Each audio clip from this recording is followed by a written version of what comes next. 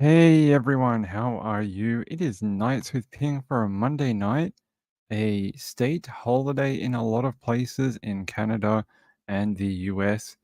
It's not Martin Luther King Day. That was in January. It's President's Day, is that it? Apparently President's Day and Family Day in Canada. So, how are you all? Diamond Heart says, I can't stay long, but I made it a priority to be here for a while. Hello, everyone. Happy President's Day. Happy President's Day to you, too.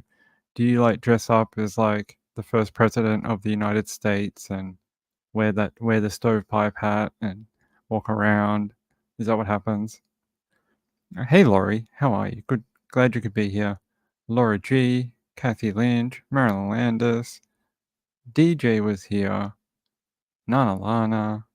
Beth B. Hi, Beth B. I always love that dog in your photo. It's so cute. Who's a girl? Hey. Who else is here? I think, yep, another Maria. Hey, good to see you. Nah. You should. You should. You should start a trend. Make it happen. Okay, we have a lot of stories to go through tonight. Today was not the day. I really thought maybe today would be the day that Audrey would be found, but no, it seems much of the same as the day before. Not really a lot. I watched the press conference. Not a whole lot on there either. Just that they're searching. I, I hope it finishes. I hope this winds up for her family's sake. It's a long time. I mean, how long? Almost a week now? Almost a week? It's getting there. I would like her to see her go home. All right. So we have two cold cases from different parts of the world that we're going to have a look at tonight. One we've spoken about before. It is Revel Balain. And there's a second one, Danielle Imbo and Richard Patron Jr. And both of these ones have had different things happen. So we're going to talk about that. We also have student in custody after double murder at the university. We spoke about the university yesterday. And we will talk a little bit about Audrey a little bit later. I think everyone would like a break from that. I'm sure they've been glued to other channels all day listening to Audrey coverage. So I'll give you guys a bit of a break from that for a little while. So let's get started with Revel Balmain. By the way, I'm expecting one interference and stoppage of the show tonight. Just one. I have a package coming. What did the cat do? What did the cat do to my camera? Rory, she knocked it. Look, it's like I'm like half a person. Look, I'm only half a person. I will fix. I will fix that in a minute. Hold on. I can't fix it right now because I'm live on the air. But actually, let me fix it so we don't have to stop the show. Hold on.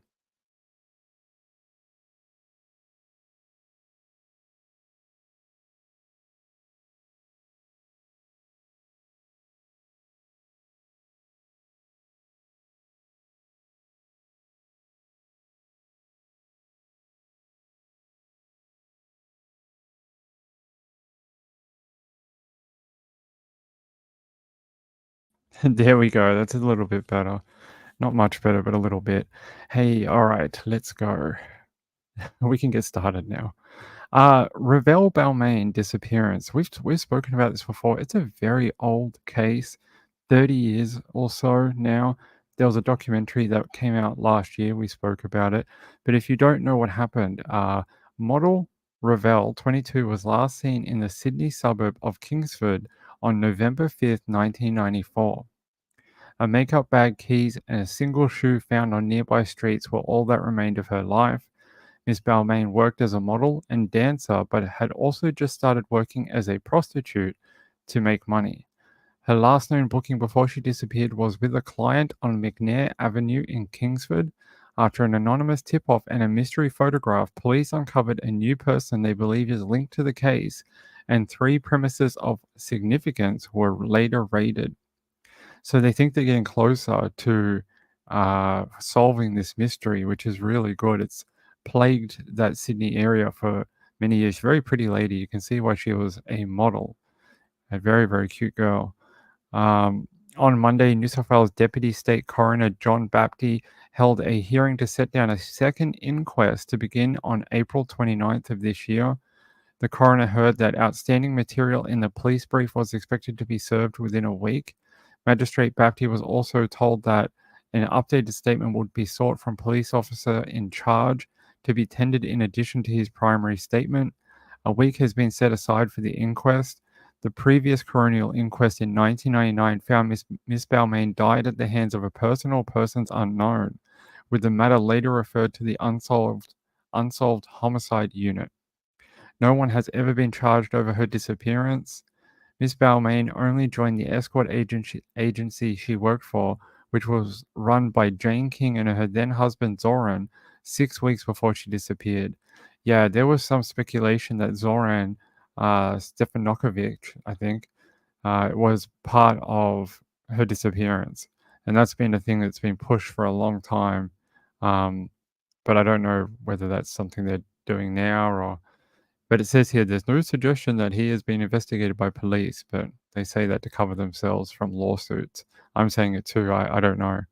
In December 2021, he was arrested on unrelated charges as police reinvestigated her disappearance. He was one of 5 men arrested in Sydney in relation to an alleged Serbian crime syndicate.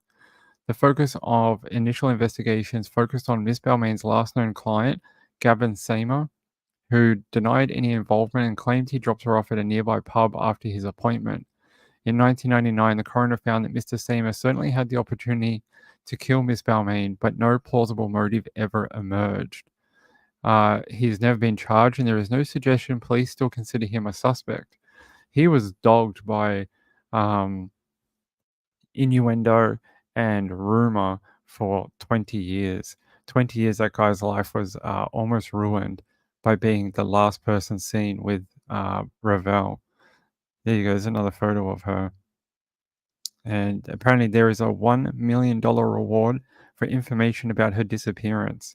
And there's the bag and shoe that was found after she disappeared, found on a nearby street to where she was last seen. There you go. That's all that remains of her. It almost looks like someone grabbed her, right? Or either that or someone just threw it out the window of a car. You know, you could see both. Either someone snatched her and she dropped this in a struggle, or someone just wanted to get rid of it and just threw it out of a car window on the way to disposing of her body. Maybe. Miss Balmain's sister, Sullen Simpson, also joined the court hearing by video link and watched the proceedings in silence, apparently, according to the Sydney Morning Herald. Both her parents died without ever knowing what happened to Revel. How sad. That's really sad. I hate when that happens, when families end up dying and not know what happens to their loved ones. It's really the most horrible thing in true crime, not getting answers before they pass away. We can only hope there is another life and that they see each other and are able to tell each other exactly what happened and see each other again. That's all we can, hope for. So apparently the photo was sent anonymously, but the man was later identified. Strikeforce Aramac was trying to establish where he had been on the night Miss Balmain went missing. The new line of inquiry we're looking at a person that was previously unknown to Revel, who may have met her on the night of her disappearance. Miss King, who was Miss Balmain's former employer at the escort agency, said the $1 million reward had come years too late, and she feared the police had missed vital clues. She said Miss Balmain's posse, including 2 women from the agency and a doctor, had never been questioned. That's interesting. You would think they would have in all those years, but apparently not. There's another photo of her. She's very different in all the photos, right? That one, and then there's others up here. This one, and then the one that everyone's seen of her, which is this one. She looks very sort of different in all of them. Bit of a chameleon of a woman. With a different, dress sense. Shell Huffman says that line of work is so risky. Yes, especially in the 90s where the tracking of people wasn't as easy as it is today. It's still dangerous today, though. We've seen sex workers, prostitutes, whatever you want to call them, wind up dead. Several of them, same area. And unfortunately, it happens. people prey on them because of how close you have to get to complete the activity. So, yeah, it looks different in every picture. I agree. Yeah, there was some suggestion that there could have been them. It could have been the guy Gavin that last saw her, and now they're trying to find this new Serbian guy, and maybe it could be him. We'll see what the inquest has. It must be really good evidence for them to reopen an inquest after 30 years and do a new one. It must be compelling evidence. So we'll see. We'll see in April, and hopefully we get some answers for what is left of her family and relatives. Hopefully we can do that. Maybe one day we'll find out where she is. That would be nice. Uh, hey, Gambler. Oh, that happens, Gambler. Hey, hey, Nancy. Oh, that's really cool. Nancy says they go to St. Baldrick's event on the holiday today. We, family and friends, shave our heads to raise funds for childhood cancer research, also to raise awareness. I'm bold, guys. I mean, normally when you say that, guys get really excited, but uh, maybe not this type. But it's pretty cool. It's pretty awesome to do that. And I mean, it's a great cause, and your hair grows back. It grows back. So it's a small sacrifice for kids to get more funding for childhood cancer. So really cool of you. You'll have to send us a photo. Send me a photo, sundaywithping@gmail.com. And I want to see. Hey, Lula. Hey, how are you, my friend? Good to see you. Hey, Shock. How are you? Give me 1 second. I want to set up our next story. Next story. Yeah, so April. April, we'll find out more about Miss Balmain and hopefully some answers about what happened to her. Would be really great to finally put this one to rest, or at least know what the facts are around what happened to her. So, because I don't think we know either of those things right now. All right, let's see. All right, let's do this one. Student in custody in double murder at University of Colorado. We spoke about that yesterday. 2 people killed a couple of days after Valentine's Day. The killer's name is Nicholas Jordan, 25, is facing 2 counts of first-degree murder for the deaths of his 2 victims, who were found shot dead in a dorm room on Friday. According to the Colorado Springs Police, Jordan was found in a vehicle early Monday and taken into custody in Colorado Springs without incident. Jordan, who is from Detroit, is a student at the University of Colorado, Colorado Springs, according to a university spokesman. The shooting appeared to be an isolated incident between individuals who are known to one another and not a random attack against the school or other students. Victims were identified as 26-year-old Celie Rain Montgomery and 24-year-old Samuel Knopp, both of Colorado. Knopp was a registered student at the school while Montgomery was not currently registered. Knopp was considered an uplifting person and probably the best musician on campus. The school says, "We are in shock as we process this tragic loss of 2 lives. My heart is broken for the victims of today's senseless violence." I'm glad they were able to rectify that so quickly. Let's watch the little clip of it. A double murder mystery on a college campus, and the search now for a suspect going on. Authorities investigate. No, we know who the suspect is. Don't give us old information. GMA, Good Morning America. It's not very good morning when you don't know the latest news. All right, let me find a better one. That one was no good. Oh, here we go. 2 minutes, guys.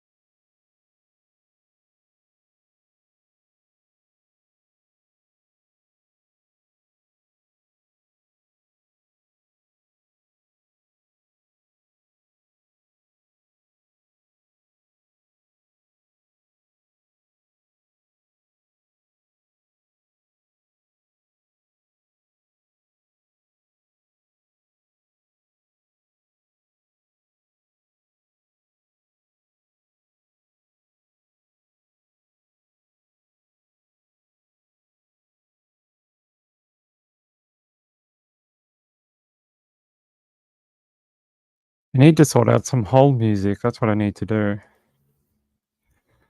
Yeah, package arrived. That's the only one we have today. Sorry. Hold on. Sorry, I'm like huffing and wheezing. I just took like two 40-pound packages up the stairs to try to get back to you guys. Jeez. All right. Let's find something about this fella. Suspect charged in room. Yep. No. So they haven't done any updates on this? And then just at this one. A student has been arrested over the murders of two people in the University of Colorado Springs dormitory on Friday. Police announced in a news release. So they didn't even do a press conference. They just did a news release on Facebook. That's all they did? Yeah, that's all they... 7 hours ago. I'll show you.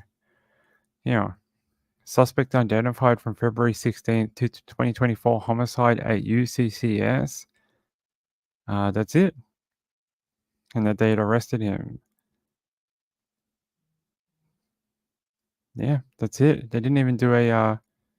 On Monday morning, February 19th, 2024, members of the Colorado Springs Police Department took a suspect into custody in connection to our investigation into the homicides on Friday. Investigative efforts continue to indicate this was an isolated incident between individuals. Do you think this was like a love gone wrong thing? Maybe because it was really close to Valentine's Day, right? Like 2 days later. Do you think maybe either the boy or the girl, hey, we don't judge here, they were involved in some sort of like unrequited love situation, or maybe the guy used to date the girl or the guy or something, and maybe Valentine's Day was sort of the spark to do this? Yeah, there's something there. We'll find out. I'm sure we will. Yeah, yesterday I don't know what that was about. They wanted to get let in and they were looking for number 16, but number 16 is on the outside. Then they they rang my phone and then they asked to be let in again. I let them in. I don't know what happened to them. We did the show, they left. I have no idea. I don't look into my neighbor's business. I just let them do what they want to do, and if they get arrested, that's their problem. Yeah, love triangle, maybe. Either a love triangle or just like either a recent breakup or just somebody had an infatuation with someone and it wasn't reciprocated. Yeah, I'd say, well, it's halfway through the year for America, right? You guys just had your winter break. This is sort of like the second half of the year leading into summer break. You guys will have spring break in a few weeks, then you'll have summer break in July. So no, it's they tend to come here all the time. They're here quite often. I don't know why, but they are. Yeah, like a good neighbor. Stay over there. Yeah, I don't know. It's interesting that they haven't given any sort of like motive for the shooting. Like, how did they know it was Jordan? Nicholas Jordan, 25. I'm guessing because of CCTV cameras. I'm guessing that place is lit up like a Christmas tree in CCTV. I mean, when you have students in housing, they're young people. Of course, things are going to happen, and the parents probably want as much security for their kids living away from home as possible. So I'm guessing there's quite a lot of cameras on that campus. But what was the motive? Yeah, we'll find out. I can't imagine someone would just go shoot a male and a female for no reason over something minor. I'd say this is like a passion thing, but we'll see. We'll see. They'll release more probably after he gets into court. That's the other thing. They didn't release a court day. They didn't. Yeah, wait, hold on. Oh, here we go. I found it. Yeah, he was taken into custody by officials around 8:37 Mountain Time on Monday. He's going to be booked into the El Paso County Jail on 2 counts of first-degree murder. He's currently being held in jail on a $1 million bond. His first court date is Tuesday, 1:30 p.m. Mountain Time. So that's tomorrow. Tomorrow at 1:30. So I reckon we're going to know way more then, because the police are going to have to put forward a brief of something. Like, they're going to have to say why he was there, what was he doing committing the shooting. So even if it's just a little paragraph to, convince the judge to continue to a trial or whatever. So we're gonna hear a little bit more tomorrow, I am guessing. It says Jenna Press, a spokesman for the university, said Mr. Jordan was enrolled at the institution at the time of the shooting. Okay, so the two boys were enrolled. The female was not enrolled at the time. That tells me maybe she was a previous student or was going to attend maybe next year or something. A warrant was issued for Mr. Jordan on the evening of the incident, but officials were unable to locate him until Monday. So they knew who it was, like, as soon as it happened. That's interesting because they didn't say anything like that all weekend. Probably to keep it on the down low, so he maybe thought they didn't know who it was, and it would bring down his guard, which it did. They found him. When he was found in a vehicle by the city's motor vehicle theft unit, a tactical team responded to the location and took him into custody without incident. A booking photo for Mr. Jordan will be released once he's processed into the jail system, police said in a news release. Okay, so we may be able to get a booking photo soon. Oh, actually, I think I have a photo. I found it earlier. Hold on. I actually found a photo of him earlier. Here, the Sun had a photo, and so did Heavy.com. Let's see if Heavy has it. There we go. No, it's Samuel Knapp. No, that's not the right one. Wait, where is the fella? No, that's not it.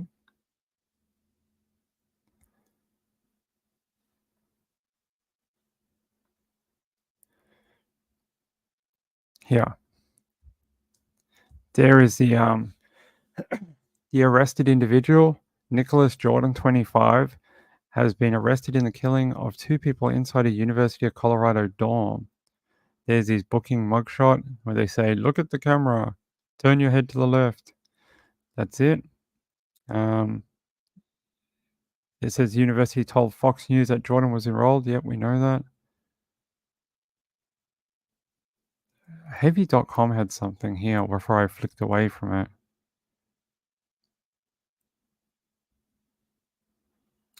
Here, share this. It says this is his enrollment. Nicholas Trayvon Jordan, age 25, gender male, race black, ethnicity non-Hispanic, date of birth is blanked out, his ID number, student number is blacked out. Custody status, February 19th, in custody, El Paso County Sheriff's. Book date, 1:37 p.m. Mountain Time. So there you go. I'm just trying to see if there's any other pertinent information on here that we should read about. I find it interesting that the Colorado Springs Police Department's motor theft unit located him. Did he steal a car as well? That's interesting. Or did they just come across him while they were looking for stolen cars and found someone sleeping in a car? That might be also true too. It doesn't say here why. Colorado Springs police believe that the victims knew Nicholas Jordan. And there's the girl. If you guys haven't seen, that's the male Samuel, and this is the female. Her name is Celie. You pronounce it. That's her name, Celie, but you pronounce it Celie, apparently. And that's a photo of her. Very pretty girl. This guy's a good-looking dude too. Just young people. Yeah, there you go. There you go. I'll show There you go, Nicholas Jordan. What were you doing, my friend? Why were you shooting people in a dorm room? So apparently the coroner's office is currently working on the cause and manner of a death. as both are being investigated as a homicide. Police said that the primary focus of the investigation has been on the victims and pursuing justice for them and their families. Yeah, well, so it should be. All right. All right. Yeah, very cute college-looking kids. Hey, Red Like Wine. How are you? The ice cream machine at McDonald's, it never works. It's like a scam or like a conspiracy theory. I don't know which one.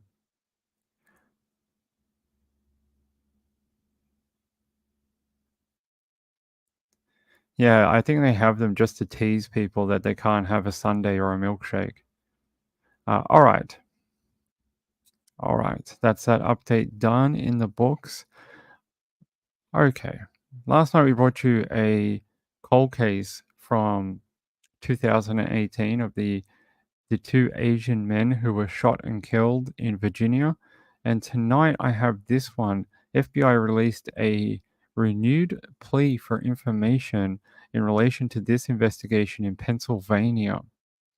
It says Richard Patrone and Danielle Imbo went missing after leaving a South Philadelphia bar on February 19th, 2005. So that's why they were doing the renewed push, because it's the anniversary of them going missing. Apparently, they have never been found. A vehicle associated with them has never been located. I find that crazy in what, almost like what, 20, wait, 19 years, is it? Yeah, 19. Oh, it says here 19 years. For 19 years, the fans and friends and family of Richard Patrone and Danielle Imbo, along with investigators from the Philadelphia Police Department and the FBI, have been trying to answer one question: what happened? Patrone and Imbo went missing after leaving a bar in the 400 block of South Street in Philadelphia, then known as Abilene's, about 11:45 p.m. at night. The FBI is offering a reward up to $15,000. Really? For info leading to the arrest and conviction of anyone involved in the disappearance of Danielle and Richard. They were last seen in Philadelphia, PA in the late evening hours of February 19th, 2005. 15 grand, really? There's a missing girl out of Texas, Houston, Texas right now, and her reward is already 10 grand. And yet you have this cold case from 2005 that you don't have a shred of freaking evidence, or, you know, you don't even know what happened to them. No leads, no anything. It's completely dead and cold. And you're like, yeah, here's 15 grand. Like, come on. It's not going to get anyone to speak. I feel like there should be like a national framework for cold cases, where for every so often that the case goes cold, that number jumps automatically. It doesn't have to get, approval or whatever. It doesn't have to go to the top levels of whatever police department or state department or this or that federal. It just does it automatically. Like every 5 years that they're missing, it jumps, and then eventually you get to that $500,000 reward or $1 million reward for information or apprehension of a suspect. I think that's crazy. 15 grand. Well, it doesn't. I don't know. I'm not going to say that it doesn't seem like they want to solve it. Obviously they do, but it's just not a great. It's just a small reward, isn't it? Especially if the people involved have been able to get away with it for this long. It makes it even harder to find people to speak. So I would like to have seen that reward be a bit more money.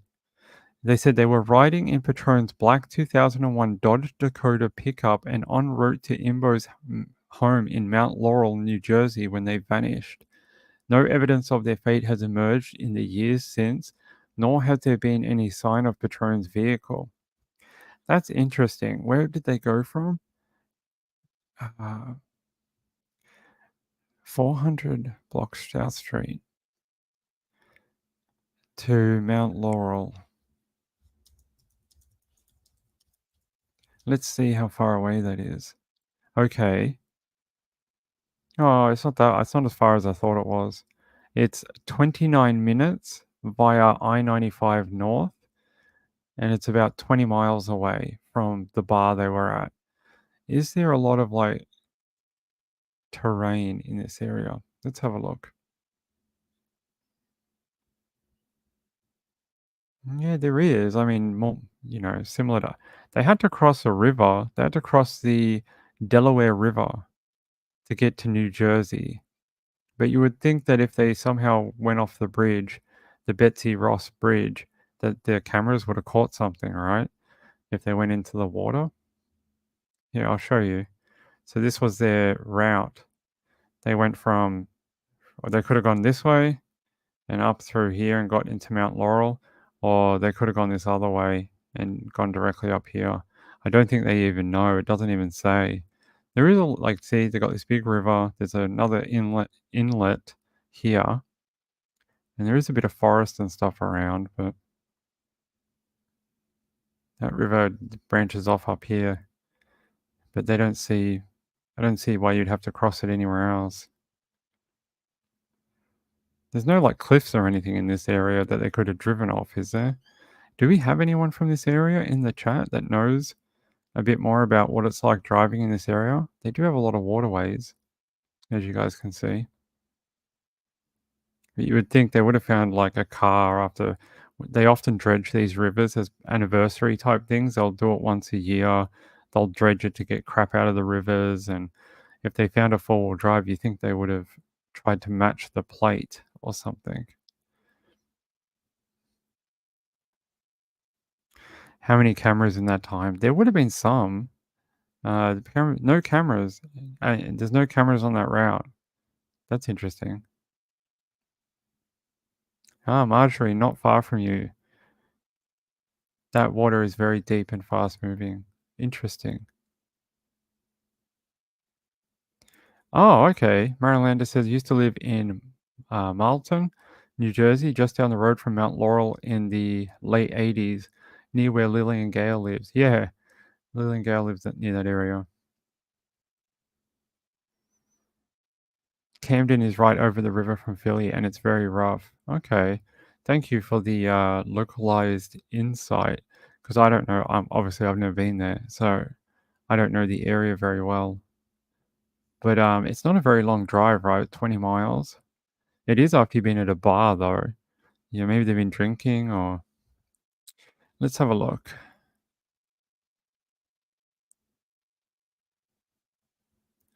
Apparently they consider it one of the most intriguing missing person cases in Philly's history. And there's a video up here, like a little mini documentary. Unfortunately, we can't play it because it's not ours. But you can see they actually go back to this is a photo of the old night spot where they were at. So you can see Abilene's. This is where they were before they left for the night. So that's pretty cool that they have a photo and their families speak. You can see missing person photos this looks like a billboard that may have been up at some point. That's interesting. This one here says there was a $50,000 reward for information from the Citizens Crime Commission, but they've dropped that reward, or is that still valid? Let me have a look. Because I don't know if this is just a FBI in particular reward for information. Maybe there's a local one that's more money. Let's have a look. Let me see if sometimes they discontinue them if there's no information after so many years as well.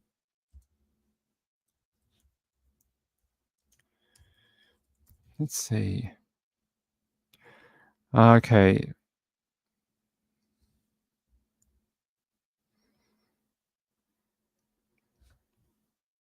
So last year, the FBI released this update and they said there is still a reward for up to $50,000 for information on the couple's whereabouts or information leading to the arrest of those responsible for their disappearance. The reward is being administered by the Philadelphia Citizens Crime Commission. Then why did they say there's only a $15,000 reward now on the other page? That's interesting. I wonder if I reach out to this, what are they called? Philadelphia Citizens Crime Commission. Let's have a look. Contact. All right. Let me reach out to them and I'll see if the I will see if their reward is still active for this particular case. What are they called? Let's see. Sorry, give me a second. I just want to shoot this email off, and then we'll see if we get an answer. That would be pretty cool. Imbo Patron. Okay.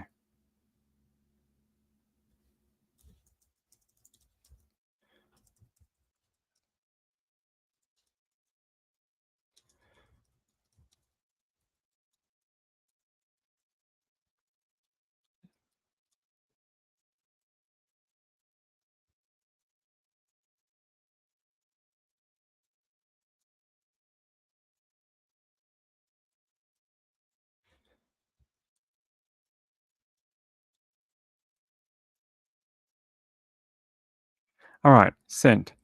We'll see if we get a reply.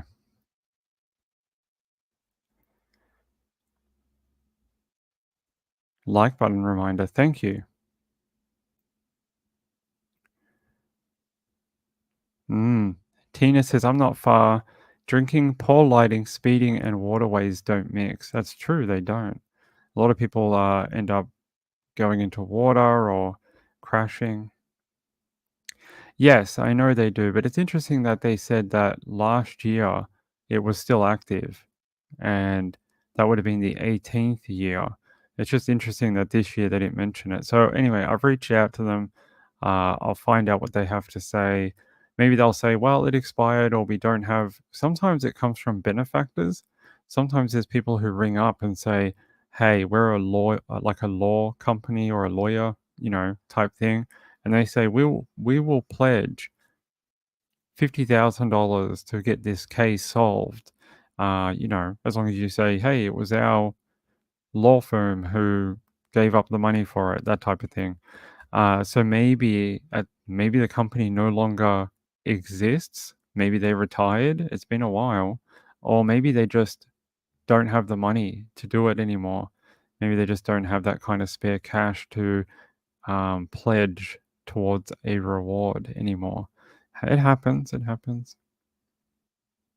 Marylander says they never found the car. That's the interesting bit to me, that they never found the vehicle, like, at all. Them either, but you think if they crashed or something like that, a job for adventures with purpose? Well, maybe 2 years ago. I'm sure there's other people that do the same kind of diving and, you know, magnet things, and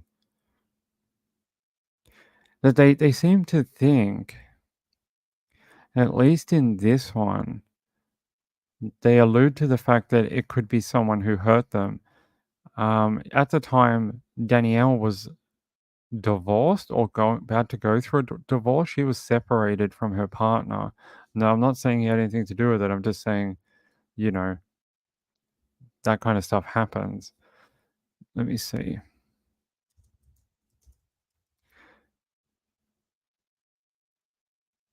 I'm just trying to see if I can find information about her.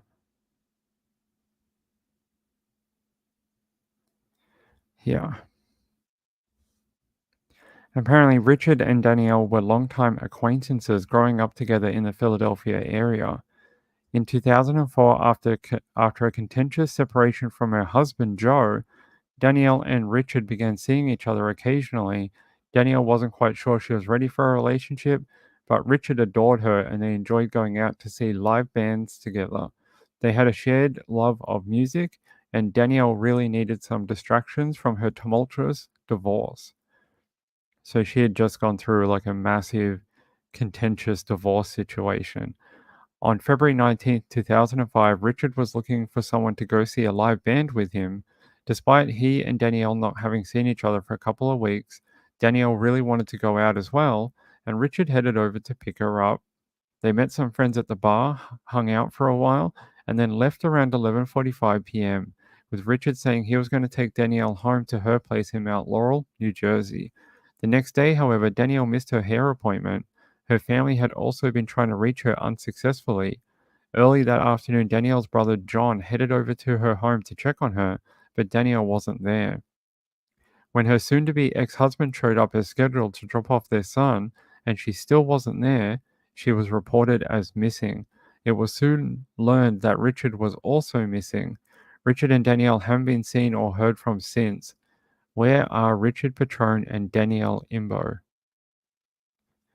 That's really sad. Apparently her real name is Danielle Otterbro. Is that how you pronounce that?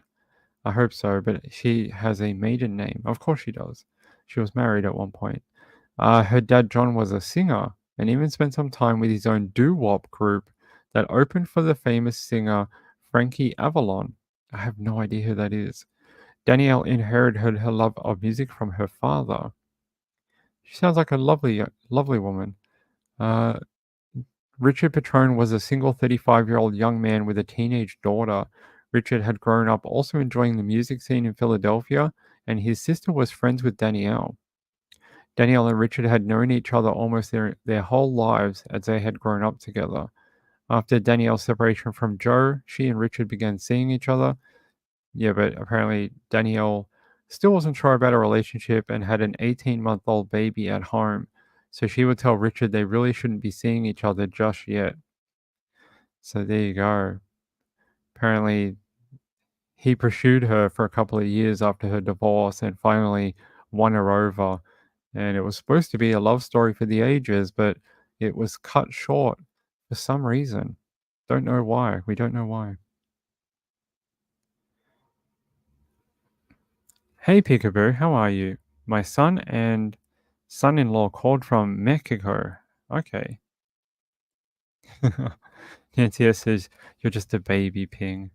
I don't feel like a baby. No, I don't know who that is. Frankie Avalon. No idea. I know who the big ones are, like Frank Sinatra.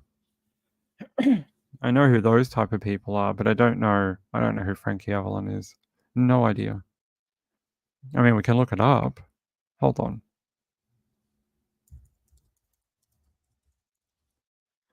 Frankie Avalon. What did he do? He had 31 charting US Billboard singles from 1958 to 1962, including number one hits Venus and Why. His songs were in like the 1950s. It was almost 30 years before I was born. Of course I don't know who this person is. Yeah, here you go. Is this the right person? He looks like one of those teen heartthrobs, like, the good all-American kid who sings, and almost like Zac Efron if he was in the 60s or something. Let's see. He was a singer, actor, and former teen idol. Ooh, heartthrob. He had 31 charting. Yeah. He was from Philadelphia. There you go. Yeah, I can't say I've heard any of these songs. Like, Just Ask Your Heart, I'll Wait for You, Bobby Socks to Stockings. What does that even mean? A Boy Without a Girl, and Gingerbread Venus, and Don't Throw Away All Those Teardrops. They had weird names for songs back then. They're all very, wordy. Apparently, he appeared in a short appearance in a film called Jamboree in 1957, and playing a trumpet and singing Teacher's Pet. Yeah, I have no idea who this was. Oh, he was in the Alamo. I know that movie. I do know that one. Yeah, there you go. Thank you for letting me know that. I should probably know who that is. Yes, like Zac Efron. Hey Laurie, how are you? Oops, not that one. Beach movies in the 60s / Sandra Lee. Okay. Nana says they're all old.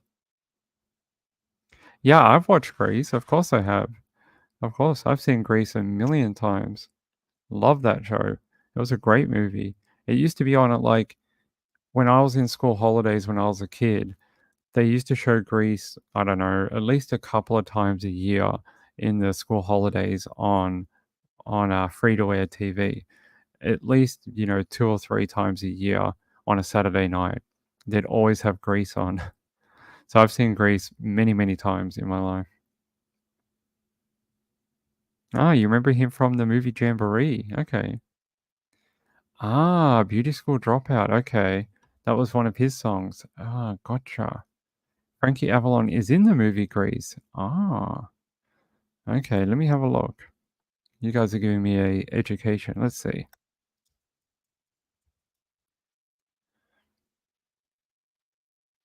Oh, I see now.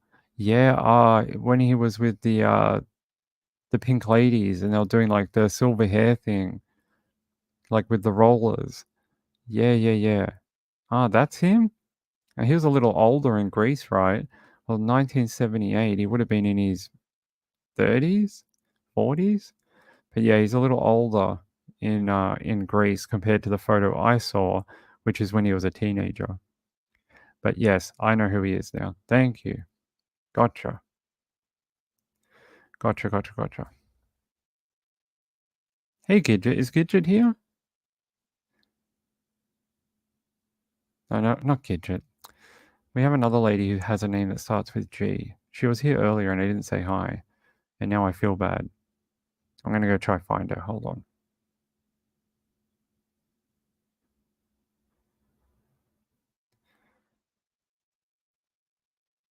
Oh, I can't see her name. I think she was up here with Shock earlier, but...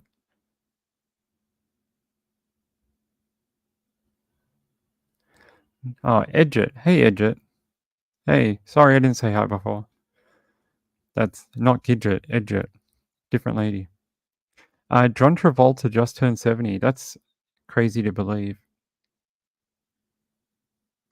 Yeah, I do remember that. He's like 82 now. Okay. Frankie Valli. Okay, I don't know who that is either. All right, let's keep going. So there you go. Updated information for Danielle and Richard. I really hope I love when cold cases get broken and they somehow figure it out. And I think this is solvable. I think it is. The vehicle is going to be key here, I think. Find the vehicle. I think find them, possibly. I don't think, for some reason in my mind, I don't think they become separated from the vehicle. I think, unfortunately, maybe they're in the vehicle and they just can't find it. At least maybe that's what I'm thinking. Interesting. The FBI has been investigating the disappearance as a murder for hire, but has not named any suspects. Okay. That's interesting. Where would you get rid of the car? In a scrapyard, or someone crushed it after they killed them to get rid of the evidence? Maybe they knew someone with a crushing machine. Apparently, in 2021, the disappearance continued to be investigated by the Philadelphia Police Department, New Jersey State Police, Mount Laurel Police Department, and Burlington County Prosecution's Office, with the FBI reporting that an extensive investigation to date has generated some promising leads. However, neither they nor the vehicle have been located. In March 2022, a private search and recovery dive team, Adventures with Purpose, announced they were actively working on the case. Well, unfortunately, with their, I don't know what the word you want to use for it, with their downfall in the last couple of years, that's probably why I didn't even hear they'd been working on it. I think, unfortunately, with the case with their leader, I think a lot of people have walked away from Adventures with Purpose, and that's a shame because before that they actually did some great work. It just, you know, it, it's very messy now with his allegations of sexual whatever and abuse. It's very hard to know what to do, whether you support them, whether you don't, whether you just wait to see how the court cases go. I don't know. I did, yes. They think it may be a drug overdose. Yeah, that's very sad. Frankie Valli is like 88 years old now. These people live forever. We got to find out their secret. All right, let's move on. We've done 2 cold cases in a row. They were very interesting, at least I think so. Now we're going to move on. Let's do our update on Audrey. Let's do that. Let me set that up. 20th, yep. Here we go. So basically, they did another press conference today, and they sort of just reiterated the same information. We're looking for Audrey. We're still looking for. They want more video along where they think that car might have been spotted. So they're still asking people for dash cam and any type of camera, uh, any type of video or photography. They're still looking for it. But they keep running this headline, which is interesting. They say there are major developments in the search for Audrey Cunningham, and it says her roommate's father is now in custody, but that's been the case for 3 days now. And they keep running the same headline over and over again. And they keep saying it's breaking news when it's really not. He's been in custody for 3 days. It says her father's roommate is now in custody and is being described as a person of interest in the case. Audrey's mother, Cassie Matthews, said there's no words for it. Authorities have arrested 42-year-old Don Stephen McDougall on a separate assault charge that say he's a person of interest in the search for Audrey. Officials say he's a roommate of Audrey's father and has an extensive criminal history, including a conviction for enticing a minor in 2008. Craig Cummings, Lieutenant Craig Cummings, a spokesperson for the Department of Public Safety, Texas Department of Public Safety, says, "We are hopeful that we can bring Audrey home alive, and that's what we are absolutely working for right now. But based on the evidence we've got, we understand that foul play is a factor as well." I feel like we've read that same statement like days ago. It feels like they're just saying the same things over and over again. Audrey's mother says her daughter was last seen around 7 a.m. last Thursday. Yep, we know that. She was allegedly dropped off at her bus stop, but then later on we came to learn that she never made it to the bus. Police are now searching for this 2003 blue Chevy Suburban, saying it belongs to McDougall. Investigators also found Audrey's backpack near a local dam and say other items were found, but they're not elaborating. And that's it. Oh, they upped the reward from $7,000 to $10,000 now as well, which I will show you that. Audrey, where is it? Audrey Cunningham.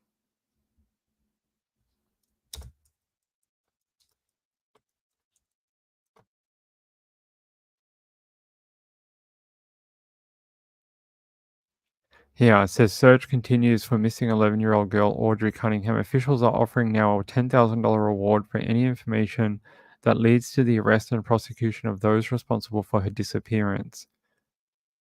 And that's really it.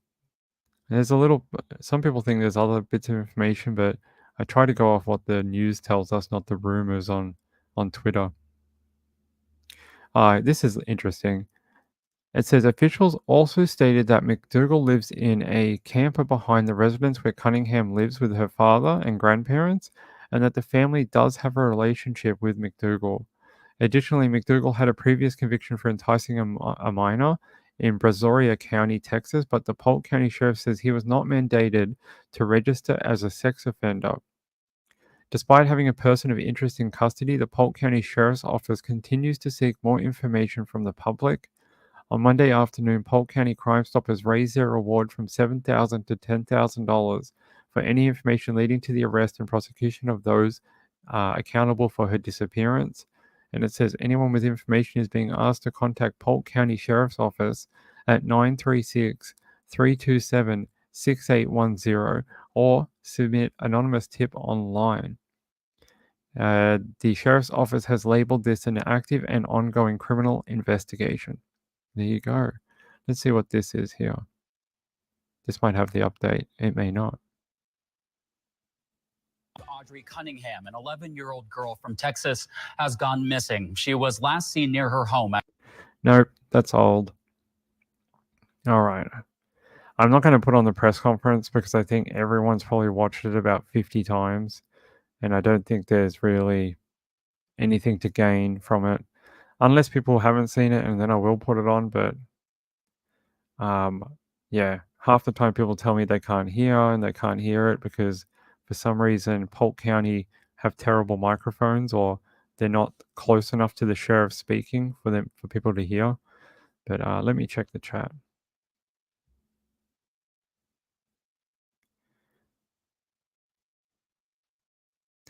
Tina says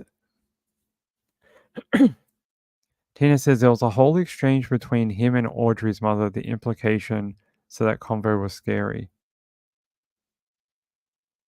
McDougal sent really creepy text to Audrey's mother. Let me have a look. I didn't see that.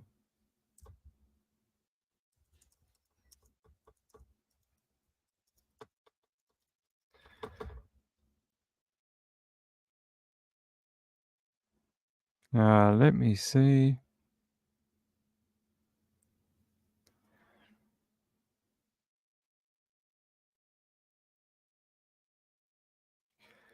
I didn't see anything like that, but you guys may have seen it on Ikadmel's channel, or Ikmel's channel, however you pronounce his channel. I just call him Mel, but you may have seen it on Mel's channel. I'm just seeing if it's anything in here. That was on Friday. Let me see what you guys say about that text message. Emily Knob said, I heard it, it's okay. Yeah, I don't really want to replay it. Their press conferences are not great. On a local Houston news station? We were just on Click 26 or whatever it's called. What's it called? Click 26?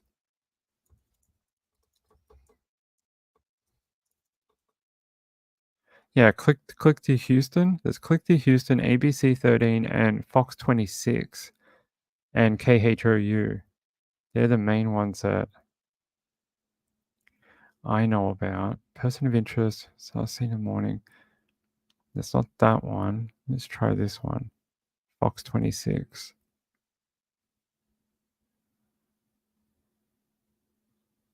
Maybe it's this one.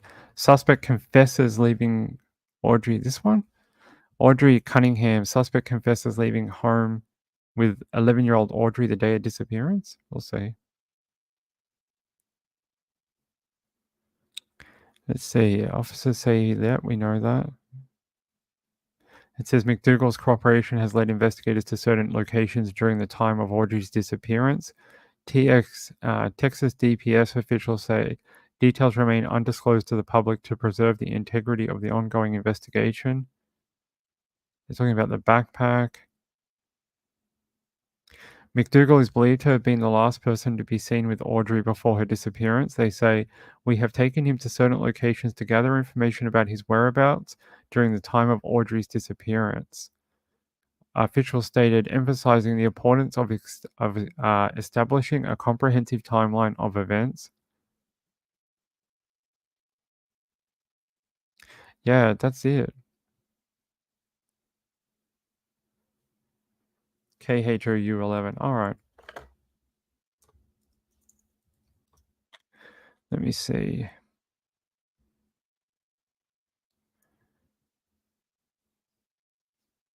This is their main story on Audrey.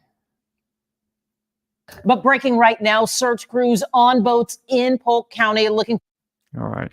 Yeah, they actually, I'll mute this and I'll show you. They actually have quite a lot of footage today of like the boats going around on top of the surface. All right, let's see.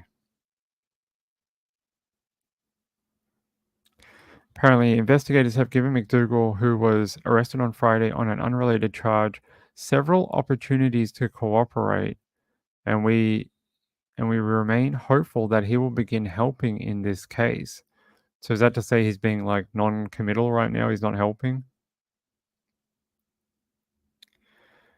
Let's see.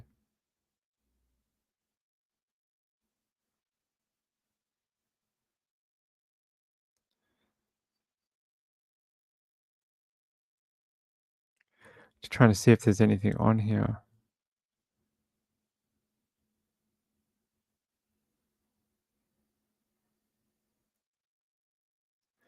Family asked people to stop speculating. Community members gathered for a prayer vigil for Audrey on Sunday at the VFW post in Polk County at noon. They're saying you got to have faith in the good Lord, and the more we pray, the more he hears. She used to come in with her uncle and help out on dance nights. She was just full of life. After the vigil, Audrey's uncle spoke to the media and asked people on social media not to speculate on the search. He says, I realize that everybody's talking a bunch of stuff on Facebook and stuff like that. I'm going to ask that if you don't know anything, don't say anything. All you're going to do is hurt the family. He says, you don't know what they're going through. You don't know the circumstances. I do know that Audrey is loved. I know that Audrey is cared for. As a person of interest,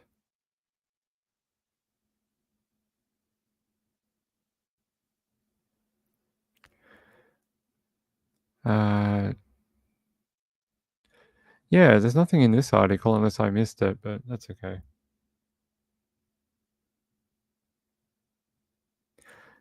McDougal arranged for mother to see her the morning she went missing. Jeez. Maybe he thought because she wasn't allowed to be near her that she would sort of take the rap for it. Yes, was trying to set up the mum for the text messages. Jesus.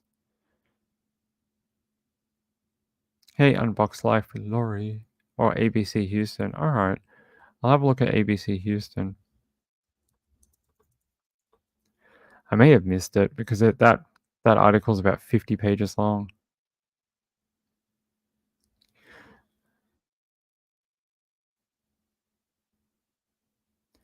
They're saying, yeah, that continues into the 5th day. Lyons said McDougal promised to take Audrey to her bus stop a few blocks away from her Livingston home early Thursday morning. They said he had taken her to the bus stop in the area of Leisure Lane along Lake Livingston several times previously, and even took her to school if she missed the bus. The sheriff told ABC 13 that while McDougal admits to leaving the house with Audrey the morning she disappeared, he will not tell investigators what happened next. Well, that's suspicious. Yeah, I was with her, a missing girl who no one can find, but I'm just not going to tell you anything. I'm going to tell you what happened next. Audrey's wet back. Oh, that's interesting. I don't know if I've ever heard that before. Lyons said McDougal had agreed to take investigators to several locations, including the Livingston Dam, where investigators discovered they believed to be Audrey's wet backpack. I'd heard they found her backpack, but not that it was wet. That's interesting. Authorities are being very cautious with the information that McDougal gives them. Yeah, well, of course, it may not be real. Lyons stressed that McDougal has not confessed to them. He explained that Texas Rangers are asking him to take them to any places where he thinks he may have been. Investigators are asking the public to share video with them of FM 3126 on Thursday, February 15th between 6:30 a.m. and 8:30 a.m. in the morning. They believe McDougal left the house with Audrey at 6:30 a.m. They are specifically interested in that video of that Suburban.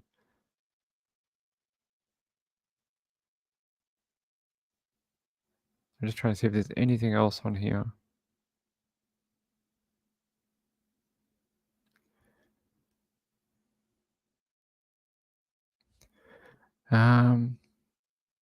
Let's see. Yeah, it's not on here, so I don't know where you guys picked that up, but it's probably in one of the 50 links on each of these pages. Look here, one here, there's one here, there's one here. There's like heaps of them. There's a 30-minute update from ABC 11 or ABC 13 right here. So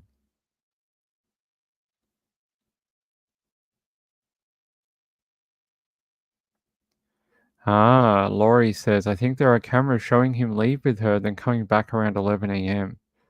Very possibly. Marilyn Lander says you can't trust that guy.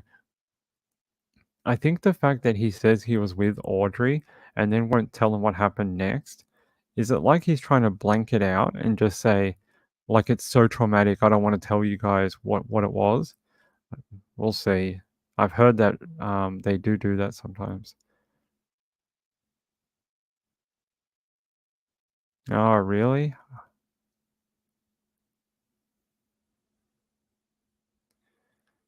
Hey, I don't want to use this person's name, but thank you to, I don't want to use their name. I'll just say SBH. SBH, thanks for the email about the channel that has pictures of the dredging the river or video of it. I'll have a look at it after the show. Thank you for sending that. And Woo sent me something from Australia. Oh, really? Horror as 3 dead bodies are found in Sydney. Police are investigating after a man's body was found in Sydney Hills district. Later, 2 more bodies are discovered at North Parramatta, believed to be a woman and child. So, a domestic violence thing. Husband kills the child and the wife and then, does himself. I bet you that's what that might be. Balcombe Hills. I actually grew up in that area. Homicide detectives have launched an investigation after a woman and child were found dead in Sydney's west after a man's body was discovered in Balcombe Hills. The triple fatality is believed to be linked, and police suspect they may be all from the same family. The woman and child were located at an address in North Parramatta shortly after the man's body was found around 11 a.m. in Watkins Road in Balcombe Hills. Watkins Road. Where is that?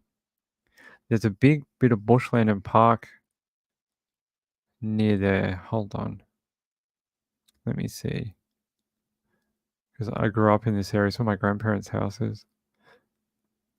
Watkins Road. They found his body in Watkins Road? That's interesting. There's 2 ovals nearby, but they're not on Watkins Road. And there's no, like, open field or anything on Watkins Road either. Okay, maybe... Would that be still classed as Watkins? There is a little bit of green stuff here. There is a bit of a green area just at the bottom of Watkins Road. Maybe that's what they mean. Because what did he do? Just die in the middle of Watkins Road, a residential street? I don't think so, but it says New South Wales police homicide detectives are investigating following reports of 3 bodies located in 2 separate locations. The male body was located deceased in Balcombe Hills, while the 2 other bodies were believed to be a woman and child were located in North Parramatta. So North Parramatta is not all that far from Balcombe Hills. It's about a 10-minute drive, not even. It goes North Parramatta. Is it North Rocks? North Rocks, and then Balcombe Hills, Castle Hill, then Rudy Hill or Rouse Hill. So I haven't been back there in like 30 years, but I did used to grow up in that area. It says multiple crime scenes have been established and are being examined by forensic officers. Wow, what a horrific thing to find. Who did they say found it? The woman and child. So they found the male's body first at 11 a.m., then went to his residence in North Parramatta and found a woman and child deceased. It's understood a 4th person is also being quizzed by police after the man attended a hospital on Monday night with serious but non-life-threatening injuries. His relationship to the 3 dead and how he came to be injured is under investigation. What on earth? Yeah, so we'll keep an eye on that. Thanks for sending that in. That is from like the place where I grew up. I grew up in that area.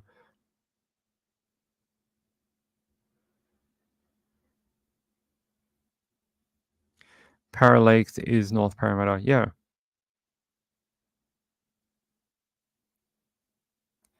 Northmead. Thank you. I haven't been back there in a long time. I actually lived in North Parramatta for ages too, off Church Street. Is Church Street the big street that runs up the middle of Parramatta through the mall? I used to live off Church Street near the service station, and there's a big football oval at the end of that street. I used to live near there. Yes, thanks, Wiz, for sending that in. Diane Marie says, the guy's swatch ticket tattoos tell me everything I need to know about that guy. She's talking about the guy from Audrey's case. Hey, JDR, how are you? Cool photo the other day. I enjoyed your photo. That was cool. Let's see. Yeah, I would say because I can't see it on any mainstream news site, and it's possible that Ikitmail or Ixmail got it from somewhere else because it's not on any of the 3 different local TV stations that we just went to. Alright. Let's continue. Actually, give me 1 second. I gotta close a whole bunch of tabs because we got like 50 tabs open from earlier stories. We'll close that. We're not gonna watch that. We're not gonna read that. Finish that one. Oh, also, I checked on the Amber Alerts today. The only active Amber Alert right now is Audrey Cunningham. All other Amber Alerts have been resolved. There are no other current active Amber Alerts at this moment in time. All right, let's close that. Here's the next story. It says, woman taking out her garbage finds teen shot multiple times in Southwest Houston. Houston detectives are currently investigating the fatal shooting of a teenager in Southwest Houston. The incident happened just before 10 p.m. on Brookmead Drive near Bathurst Drive. According to a Houston Police Department spokesperson, a woman walked into her front yard to take out her trash around 11 p.m. Moments later, she found a 17-year-old teen in her yard with multiple gunshot wounds. The woman called the police, and medical personnel arrived on the scene, pronouncing the teen dead. After reviewing surveillance footage, investigators determined the shooting happened at 9:54 p.m. Although the video did not capture the actual shooting, security cameras did record the sound of gunfire. The Harris County Medical Examiner has not yet released the victim's identity. Detectives have stated there is currently no known suspect or motive, and the victim did not live in the neighborhood. That's pretty freaky, right? Yeah, interesting that they don't want to release any of the surveillance to try and find a suspect on this. But imagine that was you taking out your garbage and you find someone with multiple gunshot wounds in your yard. It's pretty disturbing. It really is. It's like everything's going on in Houston at the moment. There's been a lot of bad stories out of there over the weekend. All right. All right, let's keep going. You know, I didn't hear anything else about the guy, this one we read yesterday. The guy who shot a thief who stole his barbecue. I didn't hear anything new about that today, but I am keeping an eye on it because I want to know when the grand jury is going to be voting on it or listening to the evidence. But if you missed last night's show, a man chased a robber who stole his barbecue pit from his home, got in a car and chased the suspect in his car, somehow got him to stop. They had a confrontation. The man thought the thief was going to reach for a weapon, and he shot and killed him. And now the police are saying because he chased the thief and shot him in a confrontation that he started, they now have to take it to a grand jury and see if he has to get charges for killing him. Which I think it's interesting. It's an interesting dynamic change within that crime. You know, it's, originally if he'd shot him while he was robbing his house, he probably wouldn't have to go to a grand jury. They could have said he was protecting his home. But the fact that he left his property, chased the guy down, probably means that he'll probably get done with manslaughter. It says, when the homeowner got out of his vehicle and confronted the suspects, he believed the driver of the vehicle had possibly retrieved a weapon. Fearing for his safety, authorities said the homeowner fired several shots at the suspect, striking him. A second person who was in the car with the suspect wasn't injured and isn't being charged. Gonzalez stated the homeowner cooperated with investigators and provided a detailed statement about the incident. Following the investigation, the case will be turned over to the Harris County District Attorney's Office for presentation to a grand jury. So, yeah, that's very unfortunate but maybe he is. This is what I would ask you: is a barbecue pit worth shooting and killing someone and having to go through a grand jury process and possibly then a trial for manslaughter or like third degree murder? Let me know in the comments what you think. Or are you one of these people that's like, I'll protect my belongings, my home, whatever it takes? It was a drug deal. It was a drug deal. Okay. How does that work? Do you swap drugs for barbecue pit? I mean, I know people who have done stuff like that. Oh, hold on, I'm on the wrong page. This one. No, not that one. Where are we? Here. Open fire on a suspect who stole a barbecue pit from the homeowner. Okay, hold on. Also, did you all see that thing that happened in California in Compton? The man who was killed by his dogs, 16 dogs, Pitbulls, killed and like maimed a guy, and he was just like lying dead in the kennels. Oh man, I saw the photos of that yesterday. Horrible. Really, really horrible. He was laying dead there for possibly a day or two, and it wasn't until the neighbor heard the dogs barking for hours that he went and checked on him and found his body deceased in the kennel. Really, really gruesome. Hold on. Barbecue pit.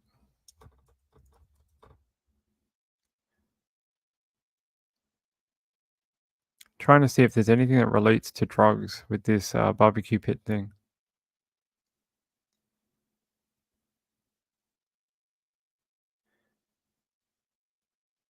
Oh, okay. He's just covering. He's just saying it's a barbecue.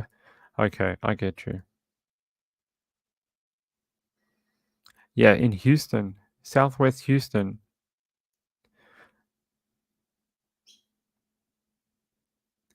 I Hate Morning says there was a weird deadly force law in Texas that says, hold on. There's a weird deadly force law in Texas that says you can chase a thief if it's dark outside and you believe the police won't be able to retrieve your property. Really? Then how come they're going to put it forward for a grand jury? It's interesting.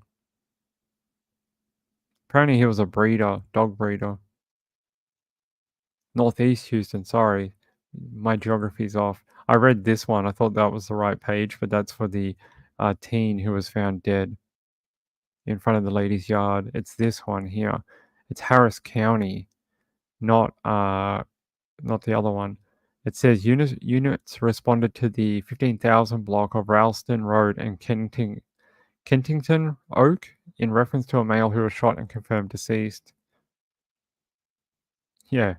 The deceased male had literally stolen or attempted to steal the shooter's barbecue pit from his residence. Yeah. Yeah, you guys didn't see the one in LA? Really? Alright, we got a couple of minutes. I'll show you.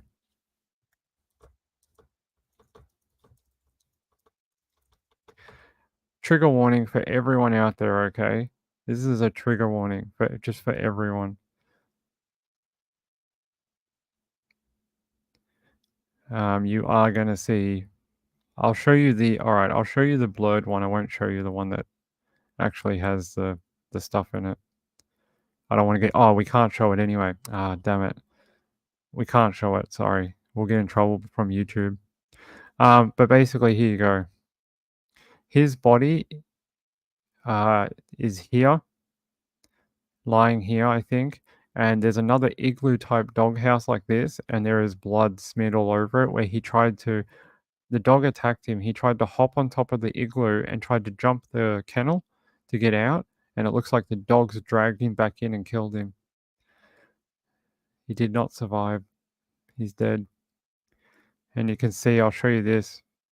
Like the dogs were they were everywhere. There's the dead guy there.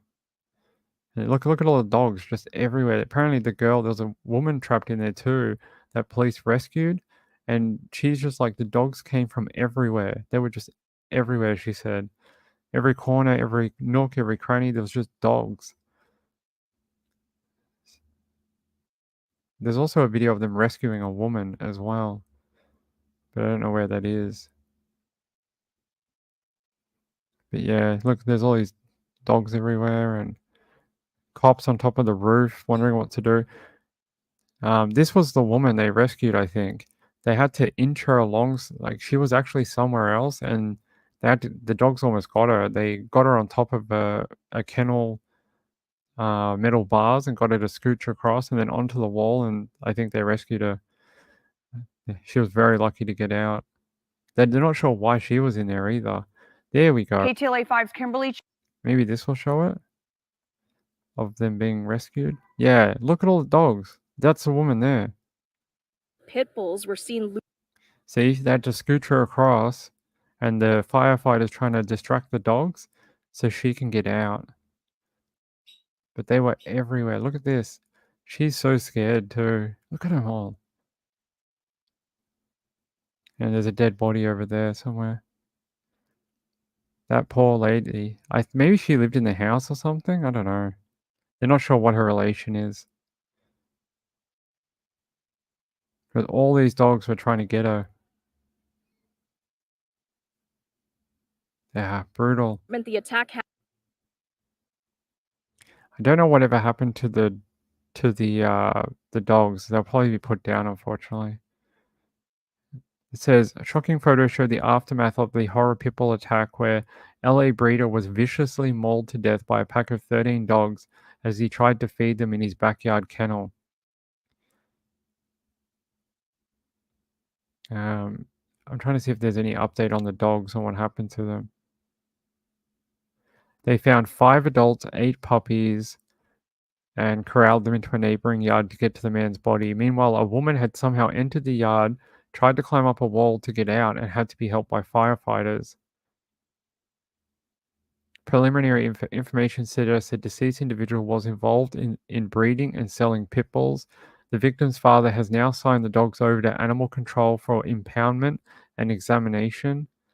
DACC Director Marsha Mayeda said, "Our deepest sympathies are extended to the family and friends of the victim." And anything else?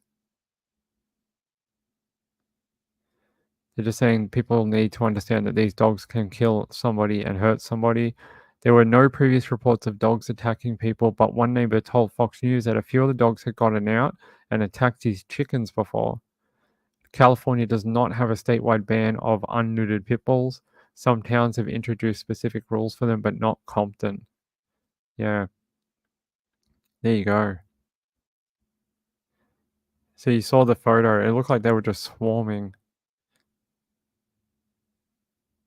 They were breeding them. Yeah, try to adopt. There's heaps of dogs, even purebreds and stuff at adoption facilities. So you can get heaps of puppies.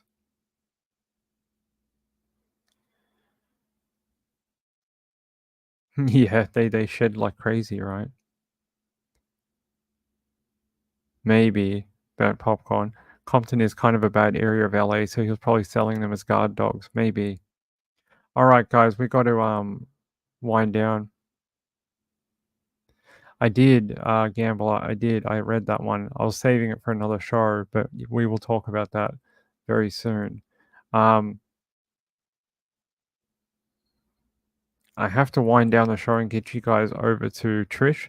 I don't know if we'll do a late show tonight. We'll see how much demand there is for it.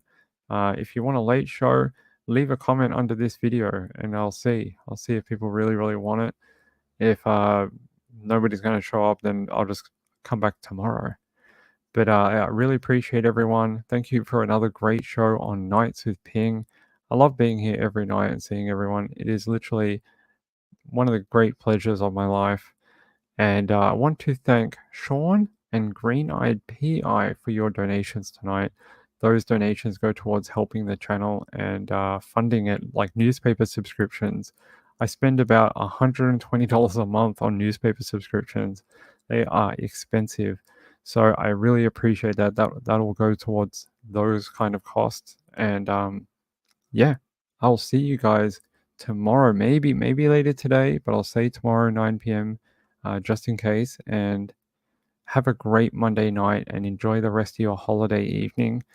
And yeah, hopefully Audrey gets found tomorrow. That would be great news. I hope I wake up to that news. That would be fantastic. All right, to all the new subs, to all the people in the chat tonight, thank you very much, and have a great rest of your night. This is Ping live from Melbourne for Nights of Ping. Good night.